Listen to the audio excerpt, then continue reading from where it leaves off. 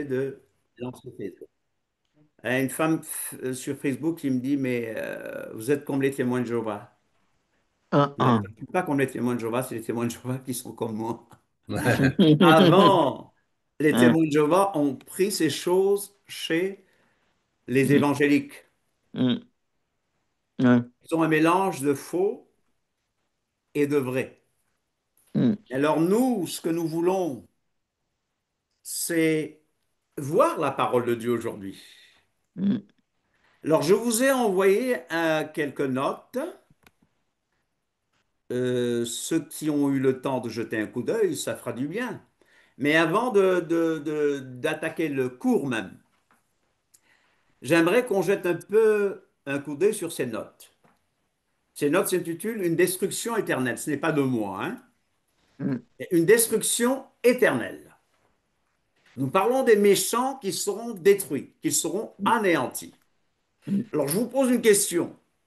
Comment l'homme parvient-il à la vie éternelle? Comment obtenir la vie éternelle? Vous le savez très bien, vous avez des passages sous les yeux. Comment obtenir la vie éternelle? Allez, on y va, participez. David a le contrôle des micros. Oui. En levant la Croire en Yeshua. main. Hein? Celui qui croit en Yeshua a la vie éternelle. Amen. Yeshua a bien dit, car Dieu a tellement aimé le monde qu'il a donné son Fils unique afin que quiconque croit en lui ne périsse point, mais qu'il ait la vie éternelle, n'est-ce pas? La Amen. volonté de mon Père est que quiconque voit le Fils Moi et le Père. croit en lui ait la vie éternelle, et je le ressusciterai au dernier jour. Celui Comment qui, est-ce qu'on parvient à la vie celui qui, éternelle? celui Par qui le naît de Fils, nouveau. et Celui qui seulement il naît faut de l'être de nouveau. nouveau. Il Et faut l'être de nouveau. marcher dans sa parole, Pas marcher tous dans, en même temps, s'il vous plaît. Pardon? et marcher Je dans dis sa pas parole. tous en même temps. Je n'ai pas compris. Je dis Je marcher dans dis sa pas. parole, être fidèle. Amen. Voilà, une personne à la fois. Oui. Voilà. Il faut passer par le Fils. OK? Mm. Et je vous pose une question.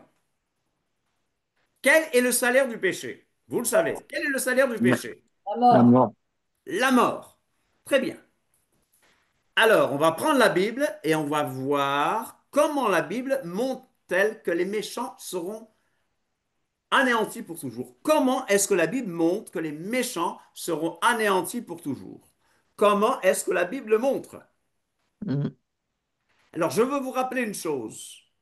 C'est que la Bible ne connaît pas le dogme des peines éternelles. Dans la Bible, il n'y a pas ce dogme d'immortalité de l'âme et que les âmes souffriront éternellement en enfer. Mais la Mm. Bible déclare plus de 100 fois Mm.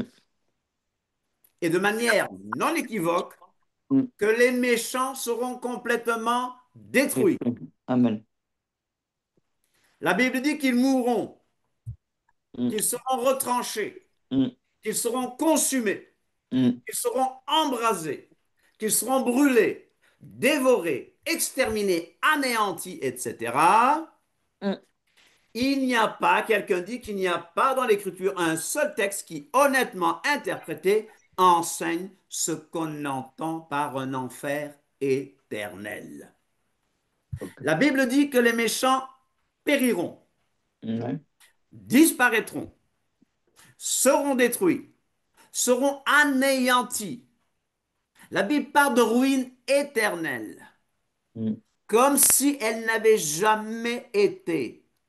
La Bible dit que les méchants seront comme du chaume, qu'il ne Mm. leur restera ni racine ni rameau, ni racine ni rameau. En Mm. fait, je prends ces mots-là et on va voir dans la parole tout à l'heure, mais si vous allez dans Job 27 Mm. à 8, si vous allez dans le psaume 9, si vous allez dans le psaume 37 que nous lirons tout à l'heure, si vous allez dans Abdia 16, si vous allez dans Malachie 4.1, vous verrez ces mots que je viens Mm. de dire concernant les méchants. Mm. Est-ce que quelqu'un veut contredire? Non. C'est ce que nous trouvons dans la parole de Dieu. Alors, je vous pose une question encore une fois et aidez-moi par vos réponses. À quel moment est-ce que la destruction des méchants aura lieu? À quel moment la destruction des méchants aura-t-elle lieu? À quel moment aura lieu la destruction des méchants? Au jugement dernier. À la fin des 1000 ans, donc au jugement dernier, à la fin des 1000 ans. Et Yeshua, dans Jean 5, 29, a dit, ceux qui auront fait le bien ressusciteront pour la vie, et nous savons que c'est au retour de Yeshua, mais qu'à la fin des 1000 ans, ceux qui auront fait le mal ressusciteront pour le Jugement. jugement. Le jugement. La résurrection des méchants à la fin des 1000 ans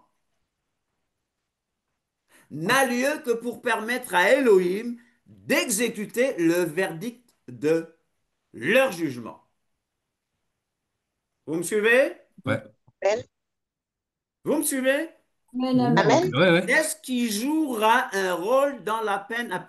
Qu'est-ce qui jouera un rôle dans la peine appliquée? Luc 12, 47 à 48. Luc 12, 47 à 48, et je vais reposer la question. Luc 12, 47 à 48 dit, le serviteur qui, ayant connu la volonté du maître, n'a rien préparé et n'a pas agi selon sa volonté, sera battu d'un grand nombre de coups.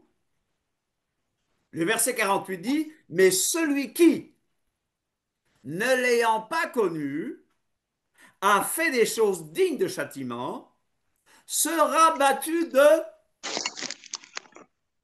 Peu de de, coups. Peu de de peu coups. de coups.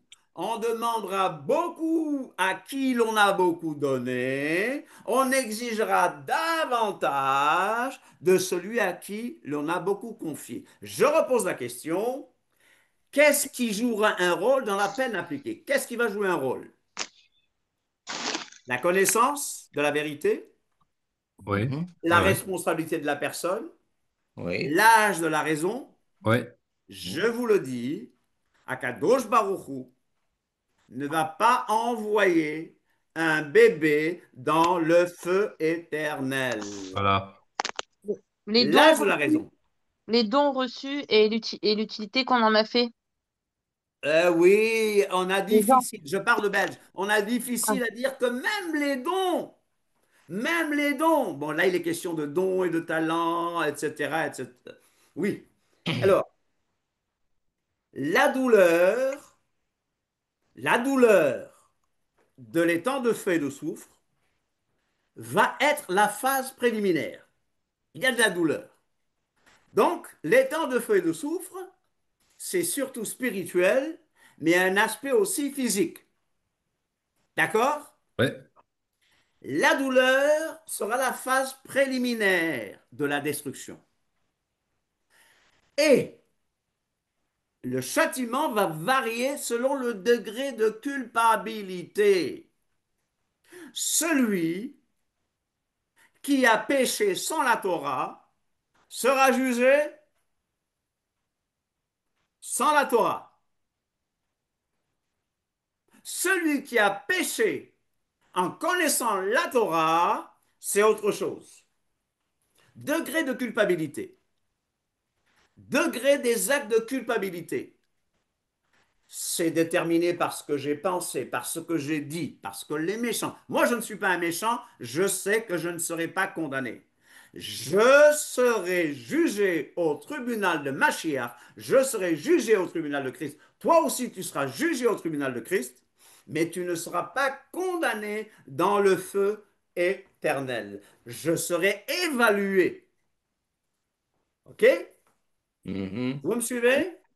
Ouais, Les ouais. actes, les Amen. actions, la responsabilité de l'individu. Il va avoir, comment ça va se passer? Ça peut aller de la destruction rapide et sans souffrance, rapide et sans souffrance pour celui qui n'a aucune responsabilité, par exemple. Là, je fais appel à Romains 2, que nous pourrons voir tout à l'heure, ou un dépérissement douloureux, lent. Donc, il y a de la place pour un châtiment approprié à tous les degrés de culpabilité. Mhm. Mais Yeshua, c'est pas Yeshua qui le dit, mais Jean nous dit qu'en venant dans le monde, Yeshua a éclairé tout homme. Et Paul, dans Romains 1, 18 à 21, nous dit qu'ils sont donc inexcusables. D'accord? Encore là? Oui, Je oui. pose une autre question avant d'aborder le cours proprement dit.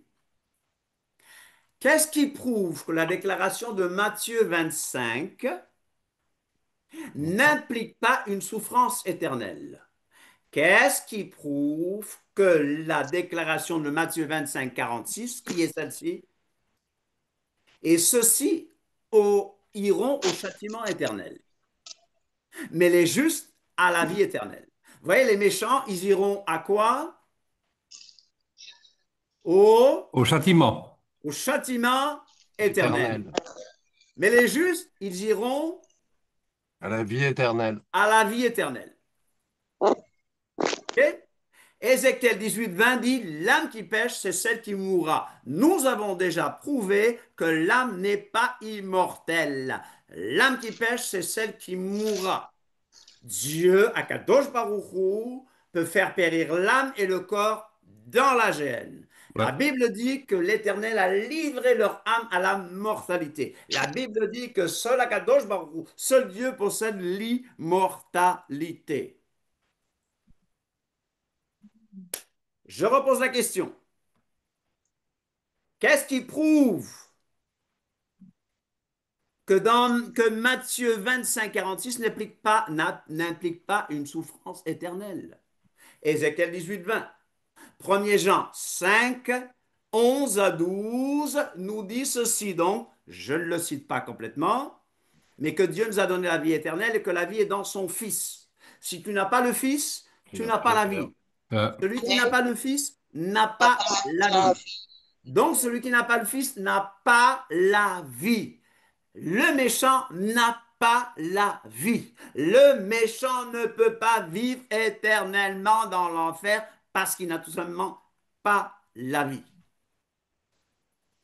Dans quel sens peut-on dire que le feu qui dévore les méchants est un feu éternel quand même? Marc 9, 47. Marc 9, 47. Marc 9, 47. Et si ton œil est pour toi une occasion de chute, arrache-le, parce qu'il vaut mieux rentrer dans la vie et ne pas aller dans la géhenne où leur ver ne meurt point et où le feu ne s'éteint point. Vous suivez? Mhm. Est-ce que vous arrivez à suivre? Oui, oui. Oui. Ouais. Oui. Ok, très bien. Dans Matthieu 25, 41, Yeshua dit, allez dans le feu éternel qui a été préparé En pour minute. le diable et ses anges. Dans Apocalypse 20, 10, et le diable qui les séduisit fut jeté dans les temps de feu et de soufre, où sont la bête et le faux prophète, et ils seront tourmentés jour et nuit au siècle des siècles. On va expliquer ces passages-là. Pourquoi est-ce qu'on peut dire que le feu qui dévore les méchants est un feu éternel? Pourquoi? Parce que le feu n'est pas compatible avec la vie. Passez des choses au feu et vous verrez que ces choses disparaissent. Le feu n'est pas compatible avec la vie. Le feu détruit tout sur son passage.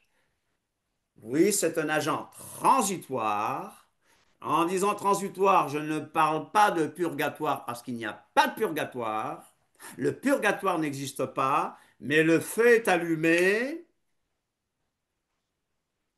L'acte peut être temporaire, pardon, mais l'effet est éternel. Le feu va déclencher un effet éternel. Dans Hébreux 6.2, ce qu'on appelle les éléments de la parole de Mashiach nous avons le dernier élément, ou en sixième position, qui est le jugement définitif, ou le jugement éternel. Jugement éternel. Une autre question. Quel exemple de feu éternel la Bible donne-t-elle? Quel exemple de feu éternel est-ce que la Bible nous donne? Quel exemple de feu éternel la Bible nous donne-t-elle? Sodome Et Gomorrhe. et Gomorrhe, Ouais. qui ont subi la peine d'un feu éternel. Sodome et Gomorrhe ont subi la peine d'un feu éternel. Alors, je vais vous dire, allez à Sodome et Gomorrhe, est-ce qu'il y a du feu en ce moment? Non. Mais Sodome et Gomorrhe et les villes voisines ont subi la peine d'un feu éternel. Les méchants anéantis, les méchants seront anéantis. Qui est-ce qui sera aussi détruit? Qui est-ce qui sera détruit aussi? Qui sera Satan détruit? Ouais, ouais, Satan, les anges Et son et les prophète, prophètes, et les anges rebelles, hein. Oui. Et quel est le dernier ennemi qui va disparaître? mort. le péché, La mort. le péché et Absolument. la mort. Donc, La mort. la Bible dit par la mort. Mm. Yeshua, donc par la mort. Lui qui a pris un corps comme le nôtre. Par la mort, qu'est-ce que Yeshua a fait? Il a anéanti tout le monde dit il a anéanti, c'est écrit dans la Bible, il a anéanti, Anéanti. il a anéanti celui qui a la puissance de la mort. Mort.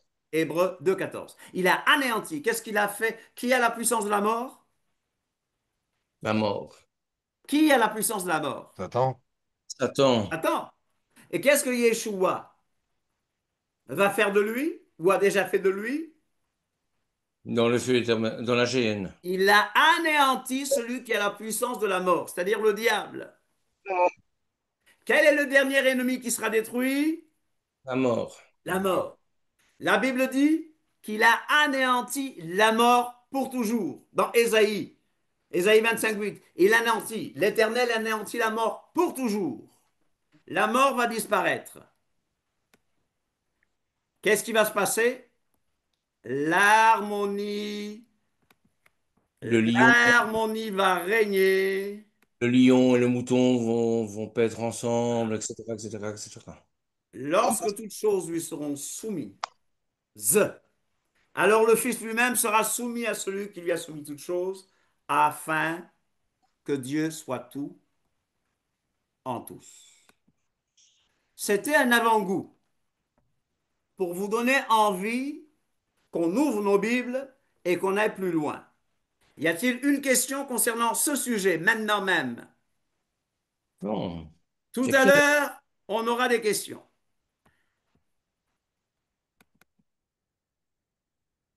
Oui. On aura des questions tout à l'heure, OK? On, on parle aussi des justes. Est-ce qu'on peut faire une différence entre les justes et ceux qui sont en Yeshua? Ben, on verra, la Bible dit qu'on verra la différence entre ceux qui servent Dieu et ceux qui ne le servent pas. Ah oui, d'accord. Les justes, leur destinée, c'est la nouvelle terre, les nouveaux cieux. C'est ça, oui. Ouais. Les méchants, leur destinée, c'est les temps de feu et de soufre. C'est C'est la gêne. la GN, ouais. Alors je reviens. Les impies, je déclare et je le proclame, les impies ne souffriront pas éternellement en enfer, ils seront anéantis. Amen. Voici les preuves bibliques. Amen. Il y a des gens qui Détruit. disent Amen. C'est-à-dire qu'il sera détruit.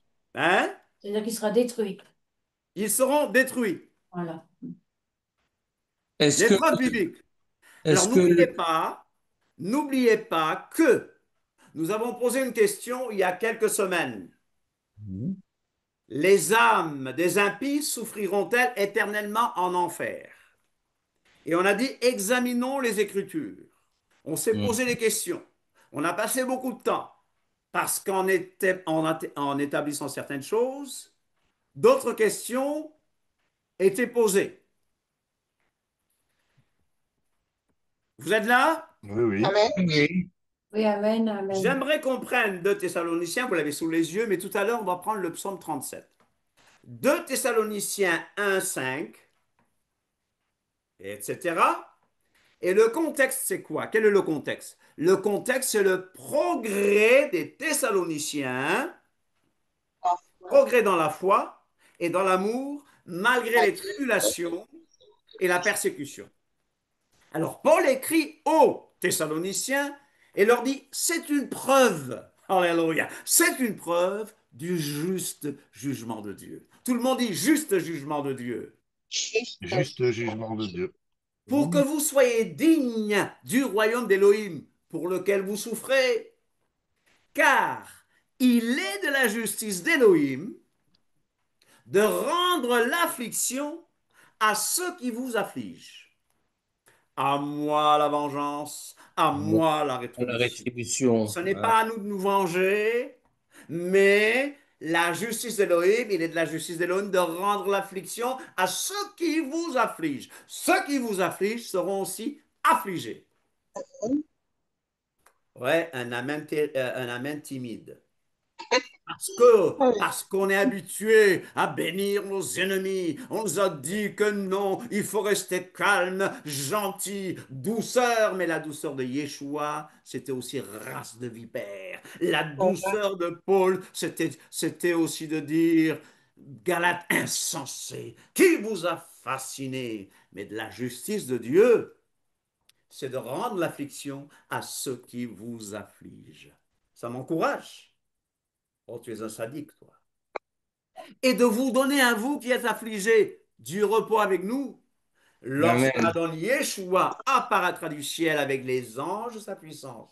Au milieu d'une flamme de feu, il vient au milieu d'une flamme de feu. Pourquoi est-ce qu'il vient au milieu d'une flamme de feu? Il vient nous chercher, nous. Il vient chercher les justes, mais il viendra au milieu d'une flamme de feu pour punir ceux qui ne connaissent pas Elohim.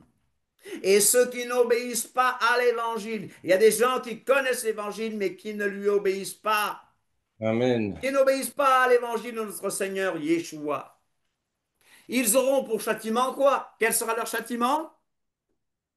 La destruction éternelle. Ils auront pour châtiment la destruction éternelle. Un châtiment, une ruine, une destruction éternelle, loin de la face. Quel sera leur châtiment? Eh bien, l'absence Mais totale. quel est leur châtiment? Non, j'aimerais qu'on répète ce mot-là. Je sais que c'est lassant. Destruction éternelle. C'est quoi? On détruit. La mort.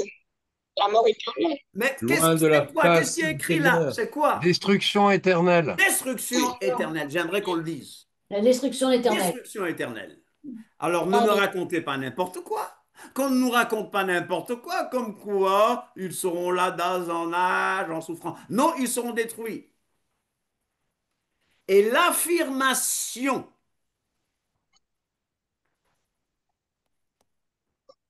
Ah oui. je vais réduire. Mm. Vous voyez? Oui, Ouais. oui. L'affirmation qui dit que les méchants seront anéantis est fréquemment rencontrée dans les Écritures. Sauf que ce sont des Écritures que les évangéliques ne lisent pas. Parce que les évangéliques, ils aiment lire tout ce qui concerne l'amour de Dieu. Ils aiment Jean 3,16, mais ils ne vont pas plus loin. Et même s'ils ouvrent leur Bible, ah non, non, ça c'est pas pour nous. Ça c'est l'Ancien Testament. C'est une idée fréquente dans les Écritures. Le psaume 37, par exemple, que nous lirons, nous fait ressortir ceci. Ceux qui font le mal seront fauchés aussi vite que l'herbe et finiront par disparaître.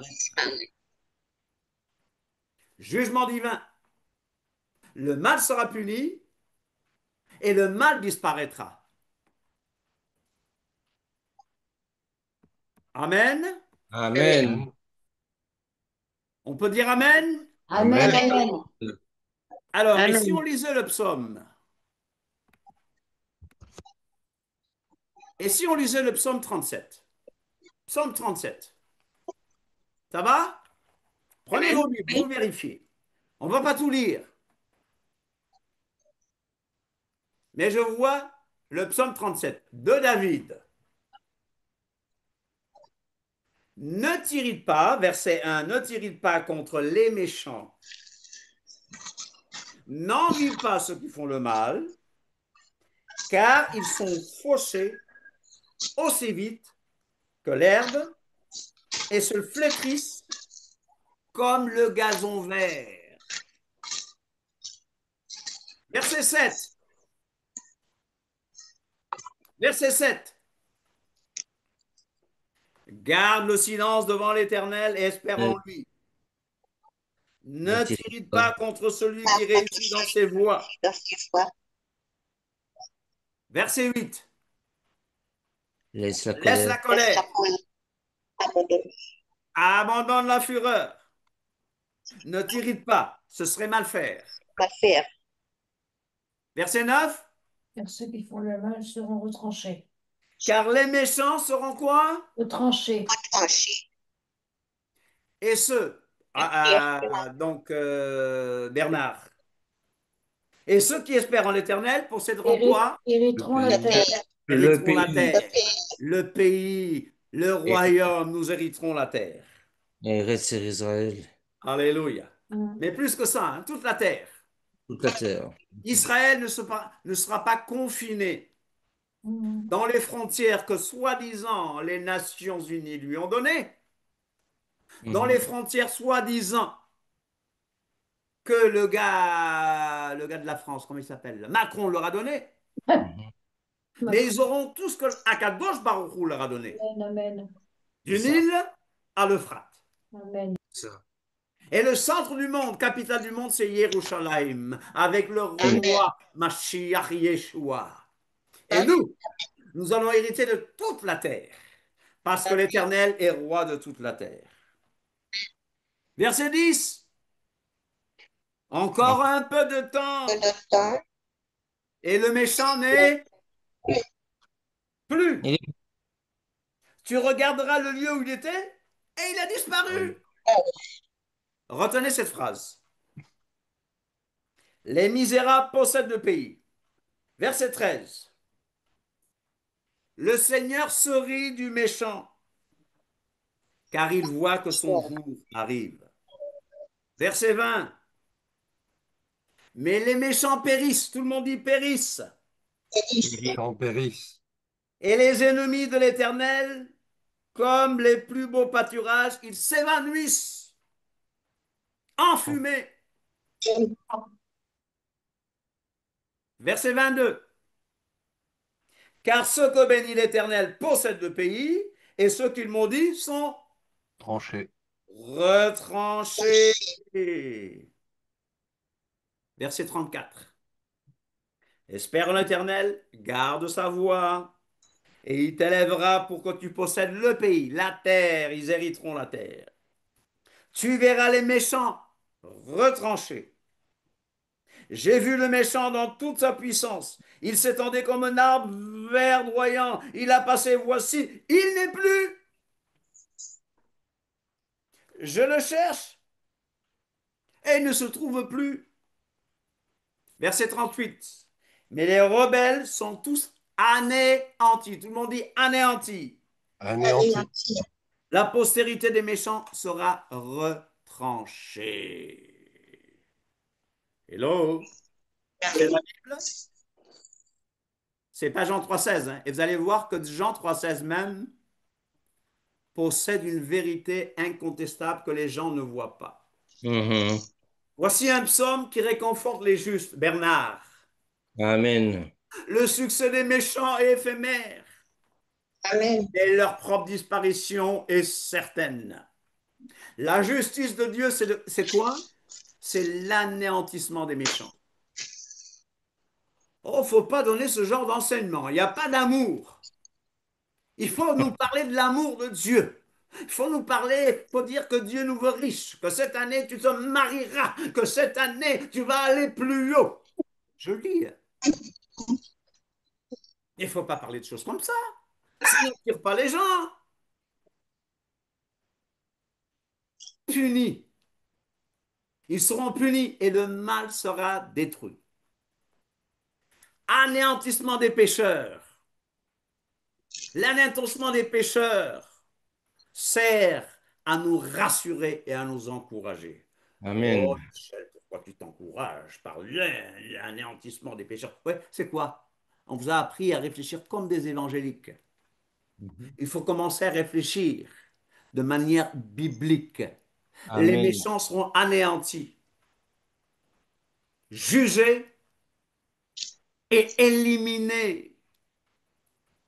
Si les méchants croissent comme l'herbe, si tout ce qui font le mal fleurissent, c'est pour être anéantis à jamais.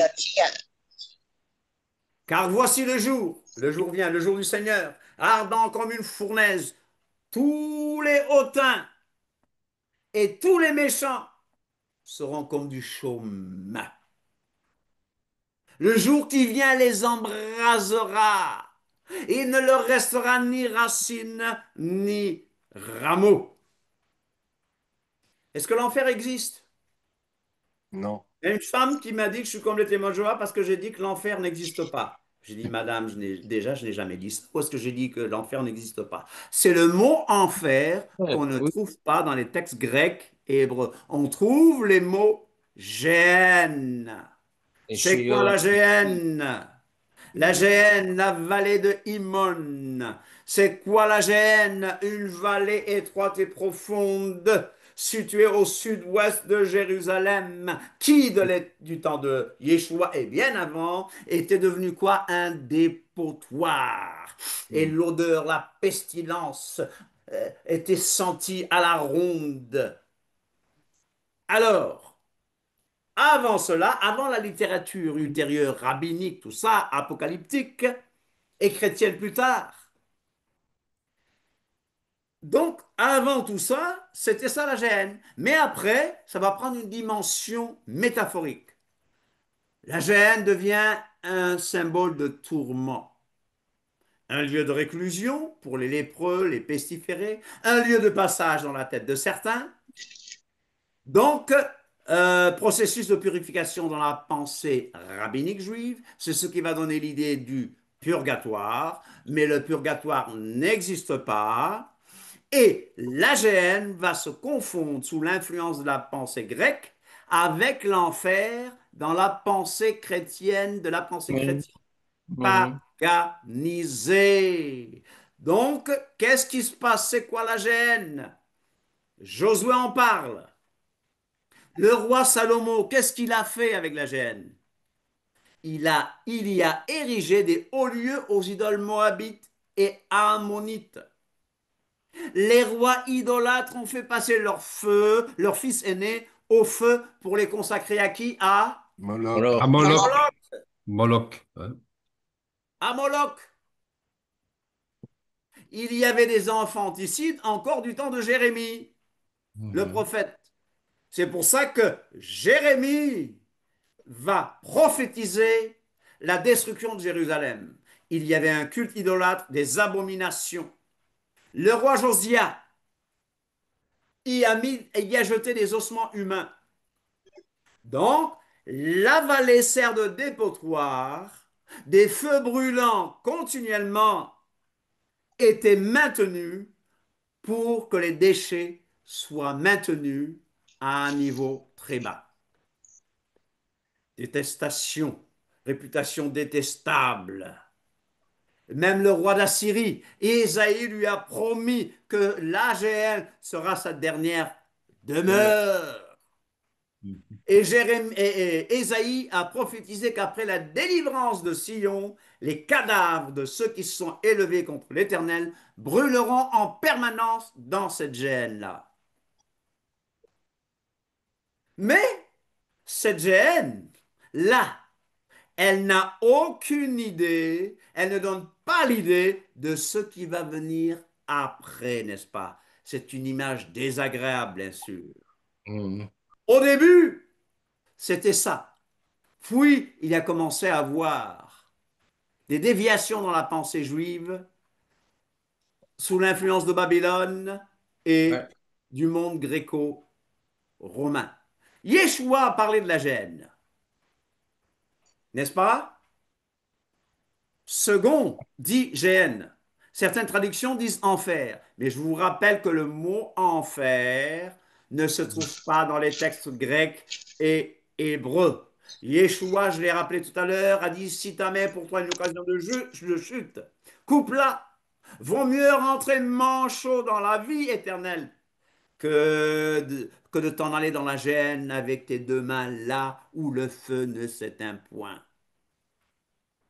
Torture, intense souffrance, symbole surtout de destruction. Alors vous verrez des gens qui vous parleront de leur visite au bord de l'enfer. Hmm. Péché qui jette beaucoup en enfer. Oh là là, c'est bizarre. J'ai vu l'enfer, voici ce que vous devez savoir. Je ne nie pas le fait que l'Éternel peut montrer ces choses. Mais moi, ce que Yeshua m'a dit sur la GN et ce que Jean a dit sur la GN, tout ça, ça me suffit. Je vous ai dit que moi, j'ai vu la GN. Quelle est la GN que j'ai vue, moi? À Jérusalem. Oui, voilà, verdoyante. Voilà ce qui est devenu la GN maintenant. Et il y a aussi Sodome et Gomorre, hein. Non, On peut... non, oui, d'accord, mais tu vois, regardez comment c'est devenu, la GN. Vous voyez? Bien vert, plus vert que la vallée du Cédron. J'étais au mois de novembre en Israël, Hmm. là c'était vert. Le Cédron n'était pas vert. La GN, l'étang de feu. Alors l'ange, on va aller un peu dans l'Apocalypse. Vous me Hmm. suivez? Oui. Oui, oui. On va aller dans Apocalypse 14, 9.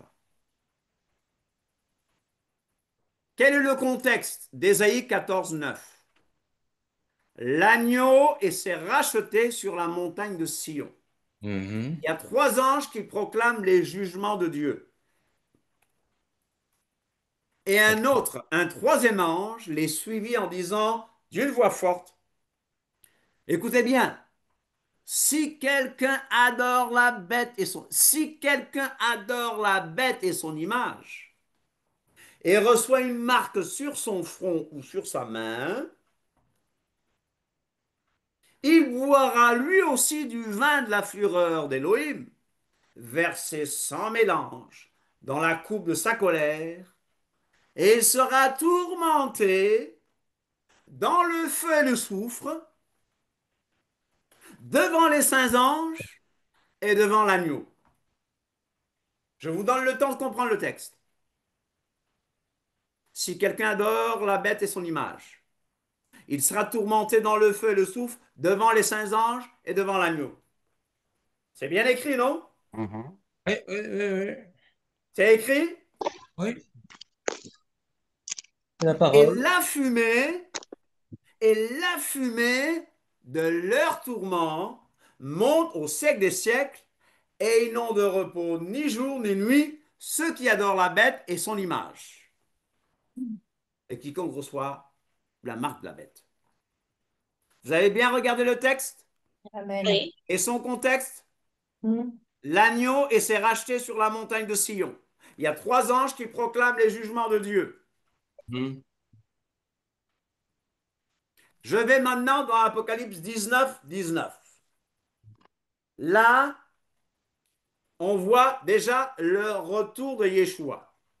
Ouais. Contexte, victoire sur la bête et sur le faux prophète. Victoire de Yeshua sur la bête et sur le faux prophète. Et je vis la bête et les rois de la terre et leur armée rassemblés pour faire la guerre à celui qui est assis sur le cheval et à son armée. Ce sera donc Armageddon, n'est-ce pas? Mhm. Et la bête fut prise. La bête, c'est qui? Satan. Satan. Non, la bête, c'est l'anti-messie.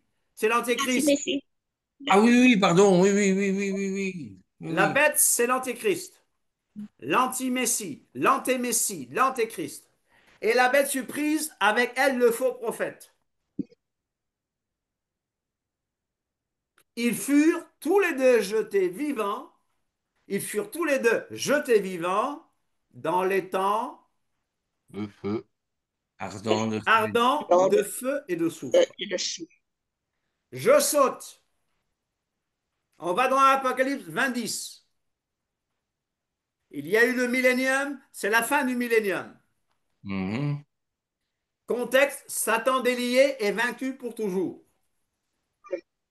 Le diable, qui les séduisit, fut jeté dans les temps de feu et de soufre, où sont qui? La bête et le faux La prophète. bête et le faux prophète. Le Et ils prophète. seront tourmentés jour et nuit Mhm. au siècle des siècles.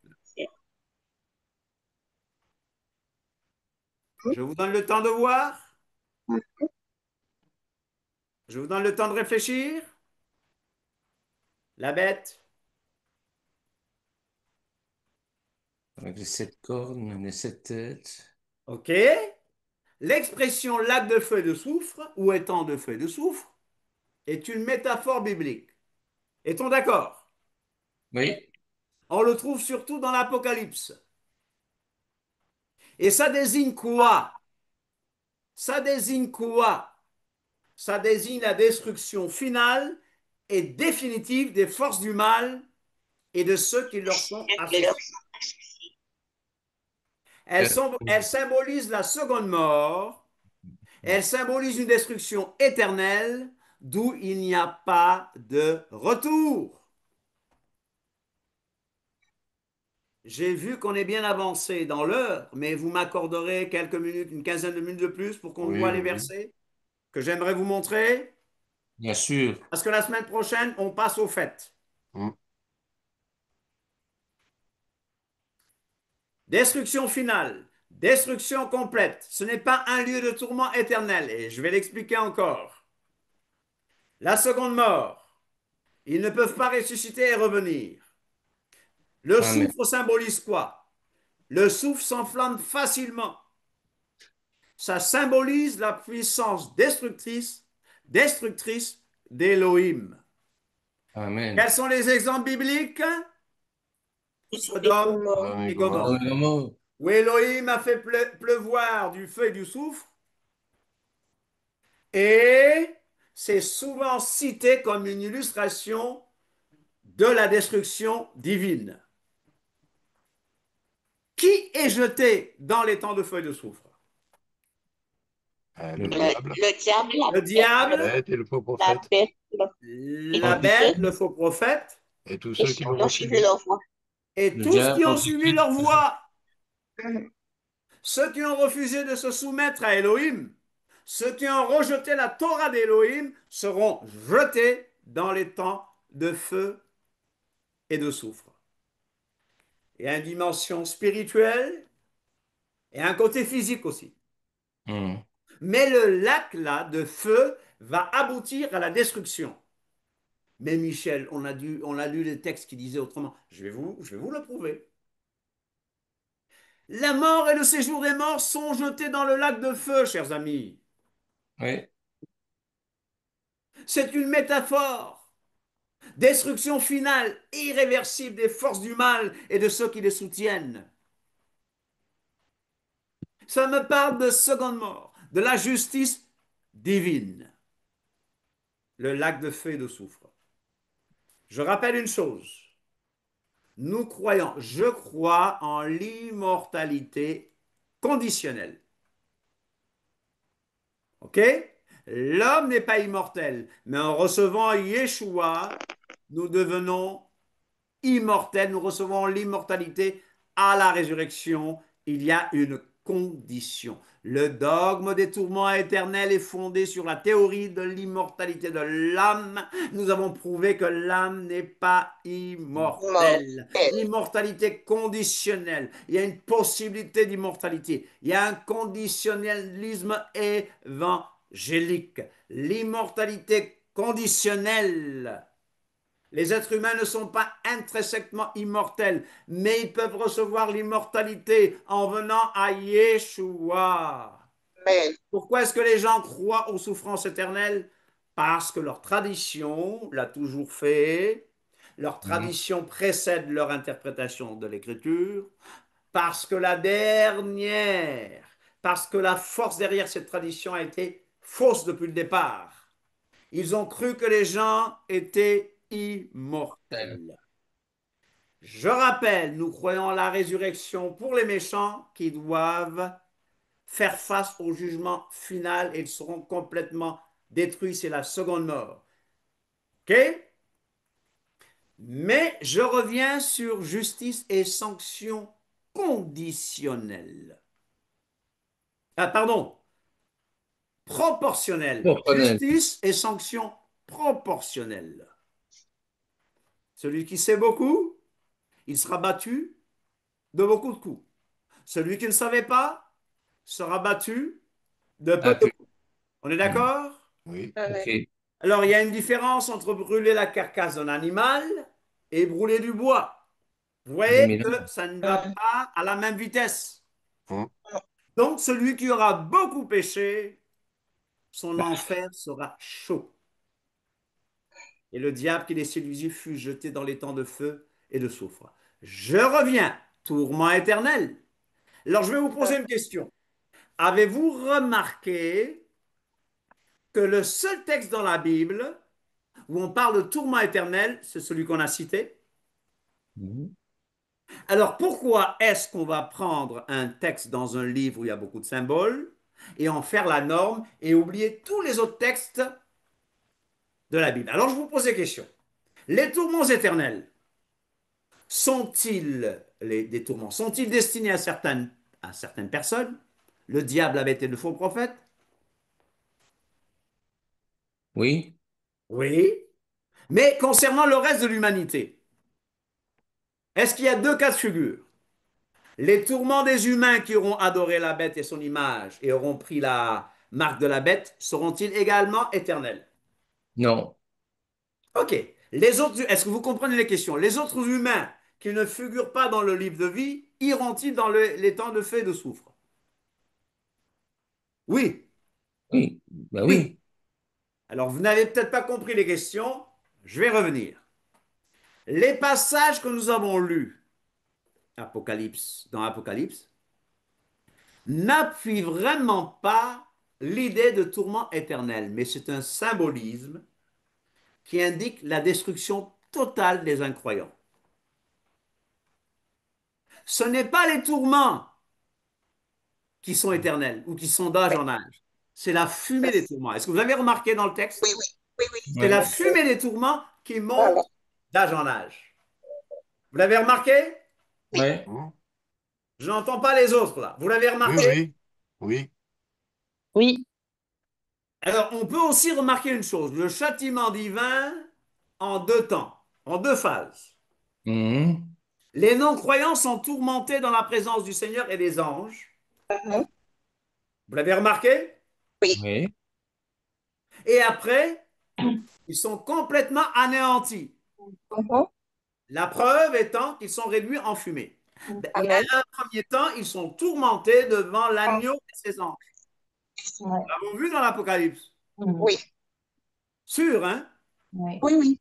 Faut pas dire oui pour me faire plaisir. Ah, Preuve. Jean va citer littéralement Ésaïe 34, 9 à 10. Quel est le contexte d'Ésaïe 34, 9 à 10? C'est la ruine d'Édom et le retour d'Israël. Amen. Regardez, je l'ai sous les yeux. Ésaïe 34, 9 à 12. Le contexte, le contexte c'est quoi? Ben, J'ai donné le contexte. le retour d'Israël et allez, Ruine d'Édom et retour d'Israël. et le retour d'Israël. Oui. OK. Les torrents d'Édom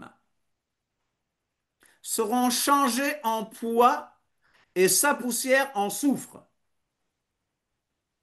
Et sa terre sera comme de la poix qui brûle. Elle, elle ne s'éteindra c'est ni pas jour grave. ni nuit. Oui, La fumée s'en élèvera éternellement, oui. littéralement. Léolam, Léolam Vaed, d'âge en âge, elle sera désolée, à tout jamais, personne n'y passera. Le pélican et le hérisson la posséderont, la chouette et le corbeau l'habiteront, on y étendra le cordeau de la désolation, Tohu, et le niveau de la destruction, Bohu.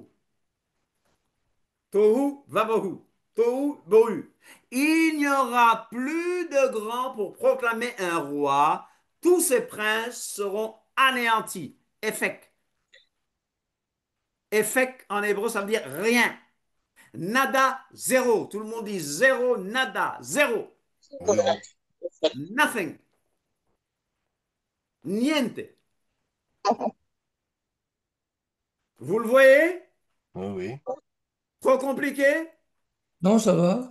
Jean, en fait, va s'inspirer de ce texte Oui, c'est ça. dans Apocalypse 14 pour nous dire il sera tourmenté dans le feu et le soufre, devant les saints anges et devant l'agneau. Agneau. Et la fumée de leur tourment monte d'âge en âge, et ils n'ont de repos ni jour ni nuit, ceux qui adorent la bête et son image, et quiconque reçoit la marque de la bête. C'est-à-dire qu'il y a déjà des tourments dans l'agneau, devant l'agneau, qu'il y aura des tourments déjà avant même la gêne. Tohu bohu, la Bible nous en parle. Bereshit. Et dans Bereshit 1, 2, 22. l'image, c'est l'anéantissement des pécheurs. La terre était informe et vide. La terre était informe et vide. Ça parle d'un chaos. Aucun humain ne pouvait y habiter. Le mot Ephek ou Ephes, traduit par ils seront anéantis, veut dire cesser d'être. Ou Vabohu, chaos, désordre, confusion. Maintenant, Apocalypse 14, 10, que Jean a donné tout à l'heure, donne un ordre un peu différent. Dans Ésaïe, vous savez qu'est-ce qu'on a? Dans Ésaïe, premièrement, on a du soufre et du feu. Vous l'avez remarqué? Oui. Dans Ésaïe, il y a du soufre et du feu. Deuxièmement, il y a de l'attaque jour et nuit. Boum, boum, boum, boum, boum, boum, boum. Et troisièmement, de la fumée qui monte éternellement. On parle de la destruction d'Édom. Allez à Édom maintenant. Bernard, c'est où Édom? Et l'homme, mais Oui. c'est le jour d'Israël. Enfin, bon. Édom, c'était où d'abord? Avant que ça soit le symbole d'une chrétienté paganisée. Ah, oui. Édom, c'est où? Édom, Édom, c'est Ésav. Ésav, c'est le père d'Édom, et ça se trouve juste sur le côté d'Israël. Le royaume d'Édom, en tout cas, se trouve Voilà. sur le... Est-ce qu'aujourd'hui, il y a du feu qui sort de là-bas? Oui. Il y a du feu? Oui. Bah, c'est-à-dire que... Est-ce qu'il y a du feu et du soufre qui sort? Est-ce qu'à Sodome et Gomorre, il y a du feu et du soufre qui volent? Est-ce qu'à en la tout cas, Gêne, il y a plus rien où on décide, où on détermine le lieu de Sodome et Gomorre. Ça sent toujours le soufre et il n'y a plus rien. il n'y a plus rien? C'est cette image qu'on doit comprendre. Alors, je reviens au texte d'Ésaïe. Mais dites-moi sincèrement, est-ce que c'est trop compliqué ce que je raconte? Non, non, non. Sur Internet, dites-moi si c'est trop compliqué. Non, non, Non. non, ça va. Hein? Non, Sûr? ça va. Je sais qu'il y a des gens qui n'osent pas dire que c'est compliqué ou qu'on ne comprend pas. Je reviens à Apocalypse 14. Hmm. Qu'est-ce qu'on a ici dans Apocalypse 14? Apocalypse 14 parle de la chute de quoi? Ah non, non, pardon. Non. Hmm. Ésaïe 34 parle de la chute d'Édom, n'est-ce pas? Oui, Il y a un ordre qui exprime un processus militaire de oui, destruction. Lorsqu'une armée attaque une ville ennemie, voilà ce qui se passe. Pendant que l'armée attaque la ville assiégée, celle-ci n'a pas de repos, ni jour ni nuit. c'est ça. Demandez aux Ukrainiens s'ils ont du repos. C'est Et incessant. demandez à Macron Pourquoi il veut que les Français non plus n'aient pas de repos en s'impliquant dans une guerre qu'ils pouvaient arrêter depuis longtemps? Oui. Pas lui, hein, mais bon. Une ville assiégée n'a repos ni et nuit.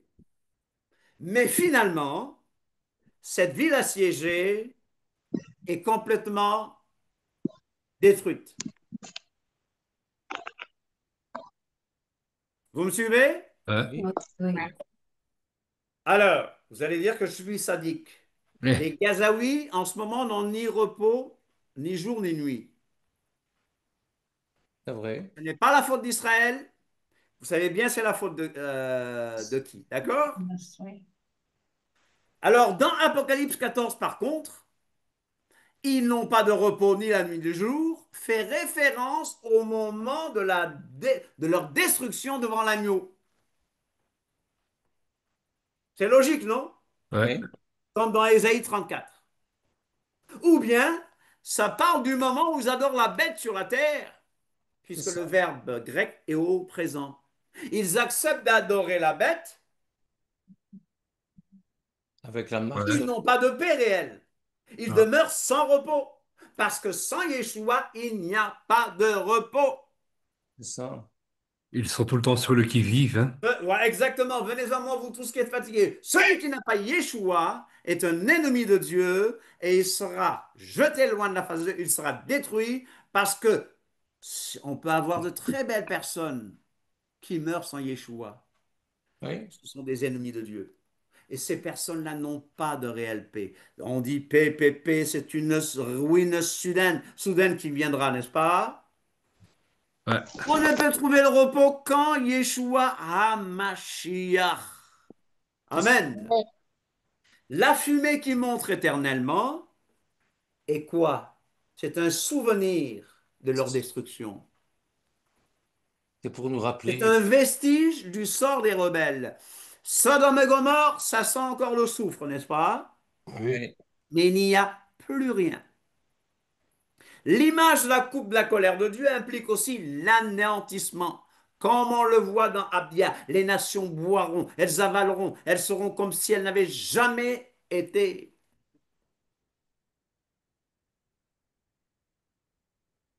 Alors, si on comprend Apocalypse 14 comme les traditionalistes le comprennent, Hmm. cela voudrait dire que oui, les incroyants sont tourmentés éternellement dans la présence du Seigneur et des anges. C'est-à-dire qu'éternellement les anges vont les regarder, que Jésus va les regarder souffrir dans l'enfer. Mais que dire de Matthieu 7, 23? Retirez-vous de moi, vous, retirez-vous de moi. Matthieu 8, 12. Mais les fils du royaume seront jetés dans les ténèbres du dehors. De Thessaloniciens 1, 9. Ils auront pour châtiment une destruction éternelle, loin de la face du Seigneur, loin de la face du Seigneur, loin de la face du Seigneur et de la gloire de sa force. Alléluia. Dehors les chiens, les enchanteurs, les impudiques. Je prends plus de temps que prévu. Mais vous me pardonnez? Ouais. Bien sûr. Comme ça, on parle des fêtes la semaine prochaine. Alors, si on prend Apocalypse 14 et qu'on ne fasse pas la distinction entre les tourments et la fumée des tourments, on est dans l'erreur parce que ceci est incompatible avec le reste de l'enseignement biblique. Hmm. Les non-croyants seront séparés d'Élohim. Déjà que celui qui ne connaît pas Dieu maintenant est spirituellement mort, il est séparé d'Élohim dès maintenant. Être séparé de celui en qui toute chose subsiste. Colossiens 17. Ils seront complètement anéantis, séparés, anéantis. Et l'image du feu, l'image de la fumée suggère l'anéantissement. La seule chose qui va rester les non-croyants, c'est le souvenir qu'ils laisseront aux croyants, Hmm. la fumée qui monte éternellement. Dans toute la Bible, c'est le seul endroit où on parle de tourment éternel. OK? Alors, Mhm. pourquoi est-ce qu'on va prendre un texte Hors de son contexte. hors de son contexte? Pour faire un prétexte. pour en faire un prétexte, pour penser que les êtres démoniaques seront littéralement tourmentés éternellement. C'est une hyperbole, c'est-à-dire une figure de style qui consiste à exagérer l'expression pour mettre en relief une idée. L'interprétation littérale d'Apocalypse 20:10 nous demanderait de donner plus d'importance à un texte apocalyptique qui est symbolique plutôt qu'à une centaine, une dizaine de textes qui parlent clairement de l'anéantissement du diable. Alors on va les compter. Combien de textes disent que qu'ils seront tourmentés Un seul. éternellement? Un seul. Combien de textes disent qu'ils seront anéantis? Euh, Plus d'une centaine, hein? Hein. plusieurs textes. Écoutez ça, Hébreux 2, 14 à 15. Ainsi, puisque les enfants participent au sang et à la chair, j'ai déjà cité ce verset, Yeshua donc, on parle de Yeshua, il y a également participé lui-même afin que par la mort, il anéantit katargeo, celui qui a la puissance de la mort, c'est-à-dire le diable. Qu'est-ce qu'il va faire du diable? Qu'est-ce Il qu'il est dit dans l'anéantit. Hébreu? Que Il Yeshua l'anéantit. va? La GN. Non, qu'est-ce que Yeshua va faire du diable? Il Il va le l'anéantit. Il va détruire. l'anéantir. Détruire par le Oui. souffle de sa bouche. Par le souffle de sa bouche. Ah! Là, tu parlais de l'antéchrist, mais on reviendra, Ruth. Ah, ok. Ensuite viendra la fin, quand Yeshua, donc, le Christ, remettra le royaume à celui qui est Dieu et Père, après avoir anéanti toute domination, toute autorité et toute puissance. L'expression domination, autorité, puissance fait référence aux êtres célestes anti-Dieu, dont Satan est le représentant par excellence. Amen. 1 Corinthiens 2, 6 à Ah, 8. on ne devrait pas dire Amen. Cependant, c'est une sagesse que nous prêchons parmi les parfaits. Sagesse qui n'est pas de ce siècle, ni des chefs de ce siècle, qui vont être anéantis. Les chefs de ce siècle, ils vont être quoi? Anéanti. Les chefs de ce siècle vont être anéantis. Je ne citerai pas de Anéanti. nom, mais je pense déjà à un nom. Détruit. Hein? Ils Détruit. seront anéantis. Prions pour leur salut, bien sûr. Va être détruit. 1er Jean 3,8, celui qui pêche est du diable, car le diable pêche dès le commencement. Le Fils de Dieu a paru afin de détruire les œuvres Oh, du diable. ben, C'est la Bible? oui, Détruit. oui. Mais certains évangéliques, certains traditionalistes disent que les non-croyants vont continuer à pécher en enfer. Vous avez déjà entendu ça? Vous le Oui. saviez? Ça fait rire, hein? On peut rire, hein? Oh, Ah, et certains Oui. évangéliques le pensent. Mais ça contredit 1er Jean 3,8. Parce que 1er Jean 3,8 dit que Yeshua est apparu afin de détruire les œuvres du diable. Si Dieu les maintient éternellement en enfer, si Dieu maintient les rebelles dans la souffrance et en état de péché, alors les œuvres du diable ne sont pas détruites. Hello? On souffre encore un peu? La théologie biblique de la mort, de l'anéantissement certain du diable, elle remonte à Genèse 3,15. Et samedi, ce sera notre texte de base. Samedi, je vais parler de la postérité de la femme, le Mashiach, et de la postérité du serpent. Et je parlerai de la race du serpent. Je parlerai du serpent, des serpents brûlants, et je parlerai du serpent du serpent d'airain. Et c'est Bernard qui m'a donné l'idée. Et Bernard sera là donc pour nous. Oui, je serai là. Amen, tu seras là. Amen. Alors je mettrai une inimitié entre toi et la femme, entre ta postérité et sa postérité. Celle-ci t'écrasera la tête et tu lui blesseras le talon. La rage L'amitié, Satan. c'est quoi, chers amis? C'est une animosité qui provoque la guerre jusqu'à la mort d'une des parties. C'est ça une animosité dans la Bible.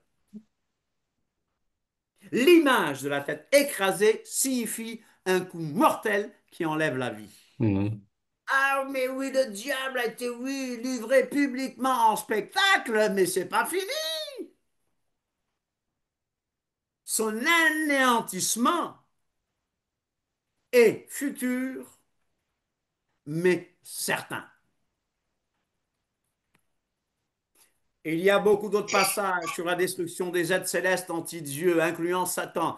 Si vous lisez Ésaïe 14 me parle du roi de Babylone, mais le roi de Babylone, en fait, incarne Satan. Oui. Si vous lisez par exemple Ézéchiel 28 ou du prince de Tyr, on voit Mm. que ça parle du sort d'un roi, mais qui, là, dont la Bible dit, tu es réduit au néant, tu ne seras plus à jamais, parce que ça incarne Satan. 2 Ah oui. Thessaloniciens 2, 8 à 9 me parle de l'Antéchrist. Ruth, voici le passage. Ça passe de l'Antéchrist, d'un politicien Ouais. qui est allié à un être spirituel, à Mhm. l'esprit de l'Antéchrist. Et alors paraîtra l'impie. L'impie, c'est l'Antéchrist, que le Seigneur Jésus détruira par Le souffle de sa bouche. Souffle de sa bouche. et qu'il anéantira Par l'éternel son événement. par l'éclat de son avènement. Ah, Alléluia, alléluia. ah, ouais. L'apparition de cet impie se fera par la puissance de Satan. Et Paul nous a dit qu'il soit anathème. Dans l'Apocalypse, le mot anathème nous parle d'anéantissement de ce qui était anathème. Être anathème, c'est être voué à la destruction, c'est être maudit. On résume, Mhm. avant de conclure avec quelques passages. Dans toute la Bible, il n'y a que dans Apocalypse 20 que des êtres seront tourmentés d'âge en âge. Cette expression est sans doute hyperbolique, puisqu'après on parle de la deuxième mort. La deuxième mort est ce qui met un terme définitif aux éléments qui sont lancés dedans. La mort et le séjour des morts, les non-croyants, le diable, la bête et le faux prophète sont jetés dans les temps de feu et de soufre. Je dis encore, la mort est jetée dans les temps de feu et de soufre. Le séjour des morts est jeté dans les temps de feu et de soufre. La bête, le faux prophète, le diable, et les non-croyants, les ennemis d'Élohim seront jetés dans les temps de feu et de soufre. Au jugement dernier, Yeshua, ensuite il dira à ceux qui sont à sa gauche, donc le Fils de l'homme, retirez-vous de moi, maudit, allez dans le feu éternel qui a été préparé pour le diable et ses anges. Et ceux-ci iront au châtiment éternel, mais les justes à la vie éternelle. Vous voyez donc, c'est ou châtiment éternel ou vie éternelle. C'est ou châtiment éternel ou vie éternelle. S'ils vivent éternellement dans l'enfer, c'est une contradiction de la parole de Dieu. Le mot collassis de Matthieu 25 parle de châtiment, Punition, ouais. de correction. Mais pas une correction comme ça. Non. Ça ne soutient nullement l'idée d'une punition éternelle et consciente. La gêne, c'est une poubelle cosmique, vous le savez? Ouais.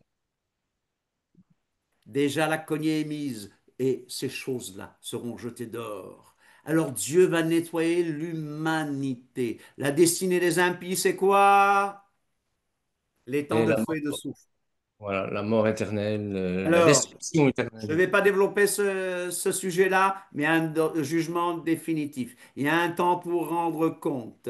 Il y a un temps pour rendre compte. Et chacun rendra compte. Des livres seront ouverts. Des livres seront ouverts. Et quiconque ne fut pas trouvé écrit dans le livre de vie fut jeté vivant. Dans les temps de Fut feu. jeté dans les temps de feu et de soufre. Est-ce que ton nom est écrit dans le livre de vie? Est-ce que ton nom est écrit dans le livre de vie? Lorsque la Bible parle du dernier état de la damnation, la gêne, elle utilise souvent le vocabulaire de la destruction. Vous le savez?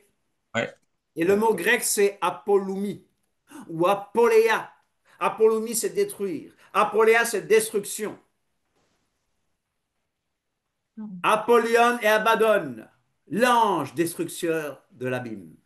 Ne craignez pas ceux qui tuent le corps et qui ne peuvent tuer l'âme. Craignez plutôt celui qui peut faire périr l'âme et le corps dans la gêne. Entrez par la porte étroite, car large, spacieux est le chemin qui mène à la L'édition perdition. Quel est le mot grec? Apolléian. Apoléan, qui veut dire destruction. Large est le chemin qui mène à la destruction. C'est ce que le texte grec original dit. Et il y a beaucoup qui rentrent par là. Mais étroite est la porte. Resserrez le chemin qui mène à la vie. Et il y en a peu qui les trouvent. Vie éternelle et châtiment éternel ne se mélangent pas. Dans l'enfer, dans la gêne, il y aura destruction de la vie. Ah, le verset magnifique que les évangéliques aiment. 16. Jean 3,16. Voilà. On a des t-shirts, on voit 3,16. Allez, ah, j'aime Jean 3,16, moi aussi. Car Dieu a tellement aimé le monde, car Dieu a tant aimé le monde qu'il a donné son Fils unique afin que quiconque croit en lui ne périsse point, mais qu'il ait la vie éternelle. Et en français, on a envoyé les choses, qu'ils ne périssent point. Mais c'est le mot apolétai, apolomie, qui veut dire ne soit pas détruit. Puis, anéanti. Vérifiez. C'est ou la destruction ou la vie éternelle. Détruire, ça suggère une fin définitive plutôt qu'un tourment continu. Philippiens 3,19, leur fin est la destruction. Apoléa, leur fin est la destruction. Ils ont pour Dieu le ventre. Leur fin, ceux qui ont pour Dieu le ventre, leur fin, c'est la destruction. Ceux qui ne pensent qu'aux choses terrestres seront détruits, anéantis. Paul utilise le mot destruction pour décrire la fin des méchants, une cessation de l'existence. Ils subiront la peine d'une destruction éternelle, olétron aion, loin de la face du Seigneur, de la gloire de sa puissance. Ici, destruction éternelle est compris comme un état irréversible plutôt que comme un processus continu.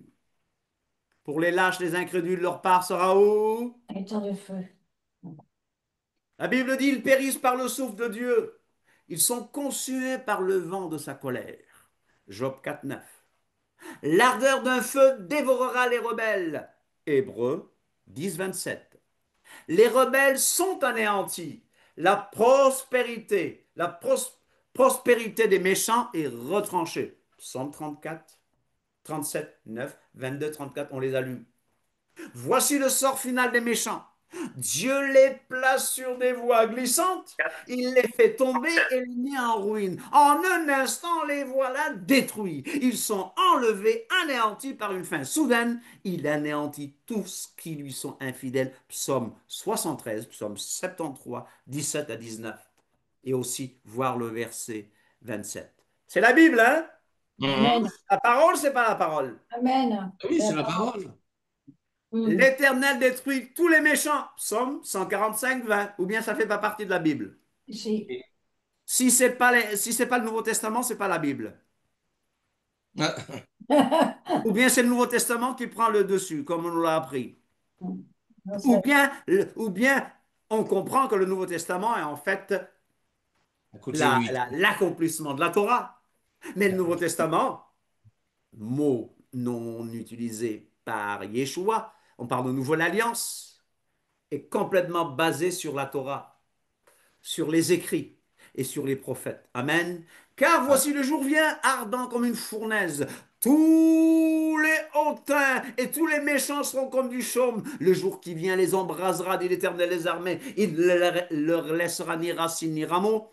Et vous foulerez les méchants, car ils seront comme de la cendre sous la plante de vos pieds. Ah, on sent encore le soufre à Sodome et Gomorrhe. Les méchants auront pour châtiment une ruine éternelle loin de la face du Seigneur et de la gloire de sa force. C'est le Nouveau Testament, ça, de Thessaloniciens 1,9. Le Seigneur, Yeshua, détruira l'impie par le souffle de sa bouche et l'anéantira par l'éclat de son avènement. C'est le Nouveau Testament, de Thessaloniciens 2,8. L'Éternel fit pleuvoir du ciel sur Sodome et sur Gomorrhe du soufre et du feu. Il détruisit ces villes. Abraham, regardez bien, Abraham porta ses regards du côté de Somor et de Gomorrhe. Et qu'est-ce qu'il a vu?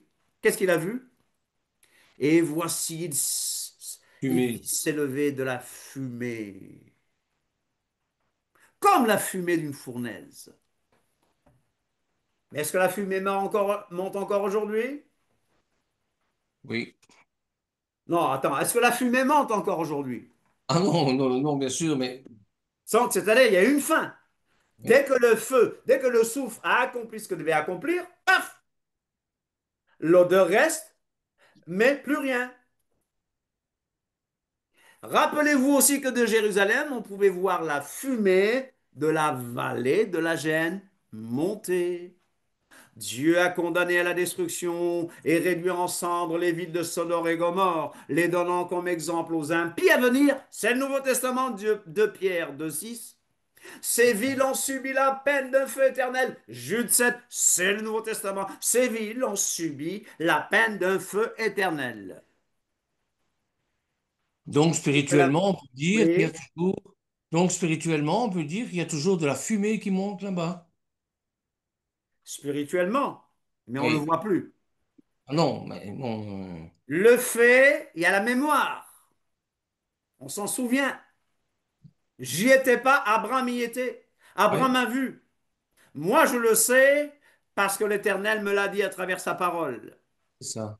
Le fait que la mort et le séjour des morts soient jetés dans les temps de feu et de souffle nous montre qu'il s'agit d'un langage métaphorique. Mais bien que le feu et les ténèbres soient des symboles de châtiment, ces termes décrivent une réalité horrible, un bannissement de la présence et des bénédictions d'Élohim et de son Mashiach. Chers amis, c'est une chose terrible que de tomber dans les mains d'un Dieu en colère, d'Élohim en colère. Amen. Oui. Alors, est-ce que le diable sera détruit? Oui. Oui, oui, oui. Est-ce que l'impie, Ruth, est-ce que l'impie sera anéanti? Oui. Voilà. Donc la fumée qui monte, les tourments éternels, c'est une hyperbole, on exagère un peu pour montrer l'intensité de la punition, mais c'est la fumée qui nous rappelle cela. Y a-t-il des questions avant la prière? Je vous ai fatigué. Je tâcherai d'être moins long pendant cette période de fête pour qu'on puisse bien prier, pour qu'on puisse chanter les Selihot. Amen. On va prier, je vais donner une requête encore. Samedi, donc, nous serons en présentiel. Il y aura Zoom et Facebook Live.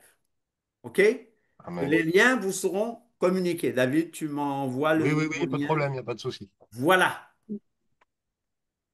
Allez, je dis au revoir à ceux qui sont sur Facebook. Kakadosh Baruch Hu vous bénisse à samedi sans faute. Une requête, je dis bien, samedi nous serons